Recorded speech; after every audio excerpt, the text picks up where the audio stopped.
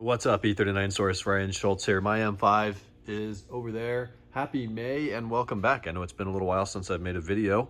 If you've been wondering what's going on, it's service work. We've got a ton going on at the shop right now. We're pretty booked up. I was up in Seattle a few weeks ago. We picked up this customer 2003 540i M-Tech with a 6-speed. Pretty cool car. 118,000 on this thing, I think.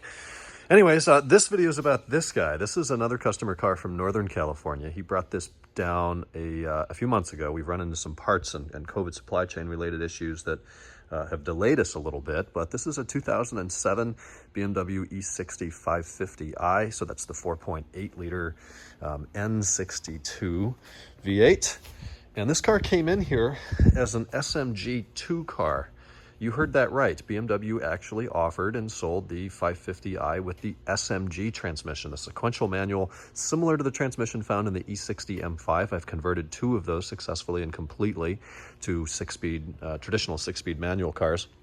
But this was an SMG-II, which many of you may know was the transmission used on the E46 M3. So this gentleman reached out a few months back and told me what he had, and I thought, no way, BMW didn't put an SMG in the 550, you must have the automatic. And he asked about a conversion. I said, yeah, it's possible. It's been done before. I haven't done it. We need to do some consulting research and some parts and compatibility research and see if it's possible and what it would look like to convert the car. And he sent me some photos, and sure enough, it was an SMG transmission. I couldn't believe it. I'll show you some of the old parts over here. This is the old SMG-II box with the N62 style bell housing. That's the automatic and apparently SMG-II style brake pedal, which of course we had to swap out. The throttle was different as well. We changed that. And you can see it is indeed an SMG based on the pump and the reservoirs on the other side and motors and all these extra wires that we had to eliminate. We had an SMG ECU in the DME box. We had these flappy paddles installed on the back of the steering wheel. And this was the shifter that they put in there. Certainly an SMG style shifter with the sport button. It had a SMG knob on there, which is actually in the car right now. So fast forward a few months here, we finally acquire all the parts. The transmission came used. Believe it or not, somebody had assembled a manual transmission conversion kit on eBay out of another 2007 550i, about 100 cars newer than this car, the way the VINs decode. And the kit included the used 6-speed transmission, which is now in that car.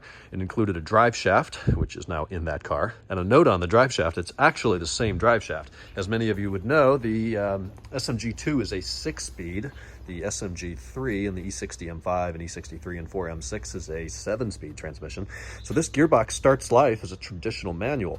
Then they bolt on all this crap, add the weight, add the unreliability and the jerky shifts and the slow shifts and everything that's synonymous with the SMG, and it becomes an SMG. So what you could actually do is remove all of that crap, put shift to tent pins in there, add the shifter linkage, and convert that transmission to a manual, though it is certainly easier to just pull this one off and put a new one on. We installed a new flywheel, a new clutch disc, clutch kit.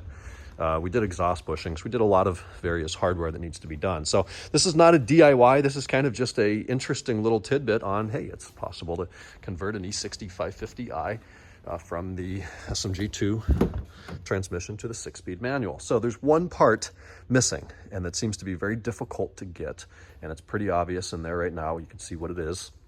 That would be the shift boot. We didn't really have trouble getting the shift knob. This guy came from Germany in about 3 weeks. This is going to be the M logo 6-speed, the little short shifter with the ring around the bottom. In the meantime, just for the testing purposes, I just put the SMG knob back on. So this is the one that came off the old SMG transmission, and it is a manual shift knob, but instead of having a gear shift pattern, it says SMG on there. So we did the E60 545 shifter, which is what this car would have come with, being a 550. And this is one of the nicest feeling transmissions I have ever felt. Same thing with the clutch action down here. So we've got a clutch pedal in there. All of this is completely factory using genuine BMW parts.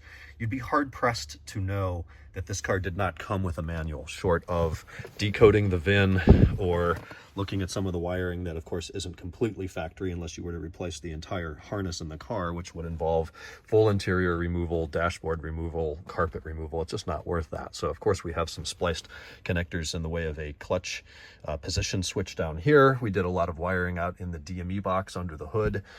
This transmission only has one sensor. It's a backup switch, and of course that is fully functional. I'll start it up here and show you there's no warnings, no codes, no alerts, other than the fact that this car soon needs an oil change. So it does say service for that, and the customer's requested that I not do that.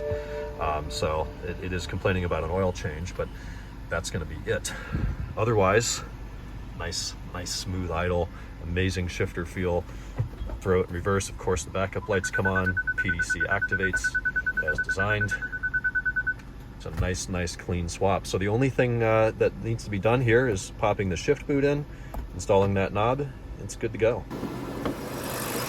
Customer had the engine cover off when I took delivery of the car. He's got some other issues that he's having a shop up in his area take care of under warranty, so that's why the engine cover's not there. Of course, we had to remove all the cowling to get into the DME box there, remove the SMG ECU, move a couple of pins around. Really, it's just the reverse switch and the clutch position sensor that need to be wired in here. We don't have to change anything with the yaw sensor like we did with the M5. The M5, E60 550i manual transmission has a gear position sensor. This does not. It has a secondary crank sensor. This does not. And it has a temperature sensor. This does not. So it's a bit easier in terms of wiring on the 550i. Another big difference is DME programming on this car. That's something on the M5, we actually had to flash a completely different software to the DME, or the engine control unit, in that box there under the hood. This car, we have to go through and code almost every module in the car to tell it that it's now a manual instead of the SMG, or SSG as it's called in NCS Expert. So once that's done, it still won't start. You do need to go into IMPA and make a couple of changes and kind of re-teach the DME, have it go look at that vehicle order that we talked about in the M5 conversion, and learn that it's now a manual car, and to stop looking for communication from the SMG ECU. That was initially our no start cause. It took us a few days to figure out, but we got there. The problem was, of course, it's looking for a response from the transmission, and the manual transmission does not have that, so it put us in a no start situation. Once we taught the DME to not look for that signal, fired right up. Additional things that needed to change for the 550 are the rear end. The differential ratio in this car, I don't remember the numbers off the top of my head, but the automatic, or the SMG-II differential, had a different ratio than the manual, so that was included in the kit. Here we have the old SMG diff. For the new manual diff that we got as part of the kit, we did go ahead and replace the input flange seal and both output seals, as well as some of the hardware, and of course the fluid. The kit also included the rear wheel carriers, complete with the parking brake hardware, the bearings, additional hardware, and the axles. Thankfully, none of that changed. This would have been a significant amount of additional labor to go in and change all that. But thankfully, when looking at real OEM for parts explosions and part numbers and compatibility, it's the same between the SMG-II and the manual. Anyways, we're not going to go too crazy in this video, but I thought I'd make a little video just to show that it's doable, it's possible. It's a service that I offer here at E39 Source, located in Escondido, California, just about 30 miles north of downtown San Diego. And a quick ballpark on costs, I get asked all the time, so we might as well make that public.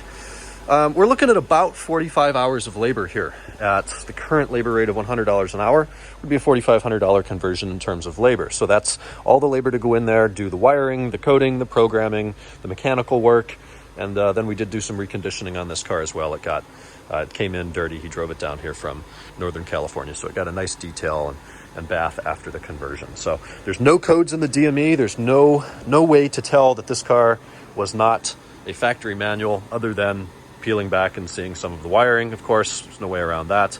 And decoding the VIN, because it actually says manual. The SMG-II is considered by BMW to be a manual.